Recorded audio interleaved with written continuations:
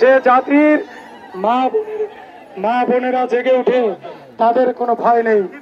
আপনারা আমাদের পাশে থাকলে আমরা সবকিছু উপেক্ষা করে আগামী রঙিন সূর্য আমরা ছিনিয়ে আনতে পারবো।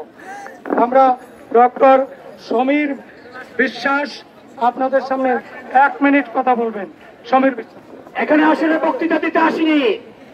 আমি গত সন্ধ্যায় শাহবাগে ছিলাম। সারা ঢাকা শহরের নিপীড়িত নিষ্পেষিত এই সনাতনী ঘরের একটি মানুষও, একটি মা বোনও ঘরে ছিল না, সবাই এসেছিল। আপনাদেরকে শুধু এইটুকু অনুরোধ করব, রক্ত যখন দিয়েছি বলেছিল বঙ্গবন্ধু, তার কথা সূত্র ধরে বলি, এই হিন্দুর রক্তে এই দেশ স্বাধীন হয়েছে। রক্ত আমরা দিতে শিখেছি, রক্ত আমরা আরো দেবো, কিন্তু আমাদের উপরে কোনো অত্যাচার আমরা সহ্য করব না।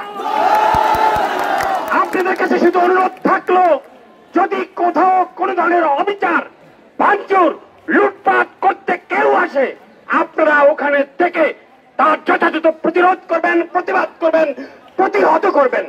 কাজেই যে কোনো ধরনের প্রতিবাদের জন্য আপনারা যে কোনো সময় প্রস্তুত থাকবেন। আমরা কারোর চোখ রাঙানিতে ভয় পাই না, আমরা কারোর ওই দলবাজিতে ভয় পাই না। এই দেশের মানুষ আমরা, আমাদের রক্তে এদের স্বাধীন হয়েছে।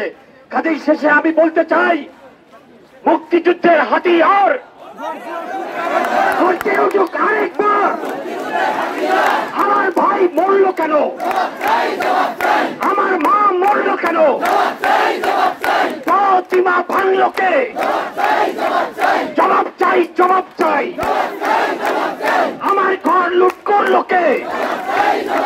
বন্ধুরা, বেশি বক্তৃতা না, আমরা যে কোনো পরিস্থিতিতে যাই আসুক না আমাদের সামনে, আমরা তার প্রতিবাদ করব, প্রতিহত করব, এবং লাগলে তাদের সাথে তাদেরকে আমরা হটাবার জন্য যা করা লাগে আমরা তাই করব।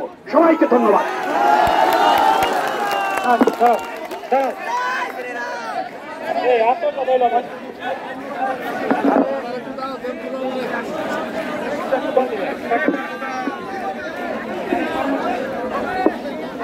সবাইকে